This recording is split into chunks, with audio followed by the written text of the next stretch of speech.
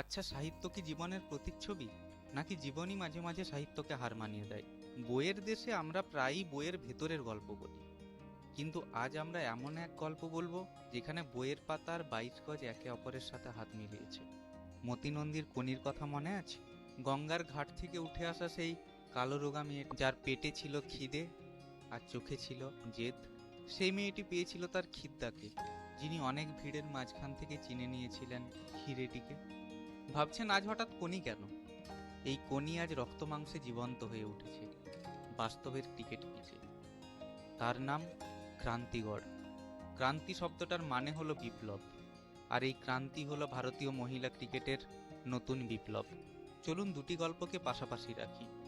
একদিকে কোনি, যে কলকাতার একটি বস্তিতে থাকত, যার লড়াইটা ছিল মূলত দুবেলা খাবারের জন্য।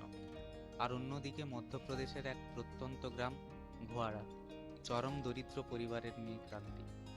বাবা ছিলেন পুলিশ কনস্টেবল, ডিউটিতে গাফিলতির জন্য চাকরি থেকে বরখাস্ত হন। 6 বছরের ছোট্ট ক্রান্তি মিড ডে মিলের জন্য স্কুলে যায়, কিন্তু মিড ডে মিল তো ক্লাস 8 অবধি। সুতরাং ক্রান্তি স্কুল জীবনও ওই 8 অবধি। পেট না হোক, মনের খিদে মেটানোর জন্য সারাদিন ছেলেদের সাথেই ক্রিকেট খেলে বেড়াতো। গ্রামের ছেলেরা ডাকাবুকো ক্রান্তির বল মোকাবিলা করতে ভয়ই পেত। কি কনির সাথে মিল পাচ্ছেন? গঙ্গায় ছেলেদের সাথে সাঁতারে পাল্লা দেওয়া কোনি আর ক্রান্তি কোথাও গিয়ে এক হয়ে যাচ্ছে নাকি? কথায় আছে ভাগ্য সাহসীদের সাথ দেয়।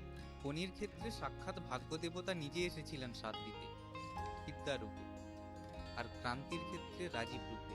রাজীব পেলেন এক আকাটা হিরেকে, ডেকে পাঠালেন ট্রেনিংয়ে, প্রফেশনাল ক্রিকেটের জন্য। কিন্তু ক্রিকেটে যে অনেক খরচ, জামা লাগে, জুতো লাগে, ব্যাট লাগে। চিন্তা কি, খিদ্দা থোড়ি রাজীব স্যার আছেন তো। শুরু হলো ক্রিকেটের প্রথম পার্ট। এর পরের দৌড় স্বপ্নের। প্রথমে কোচ চন্দ্রকান্ত পণ্ডিতের হাতে, সেখান থেকে ঘরোয়া লিগ থেকে জাতীয় দল। বল হাতে একের পর এক ম্যাচে দৌড়ে গেছেন ক্রান্তি।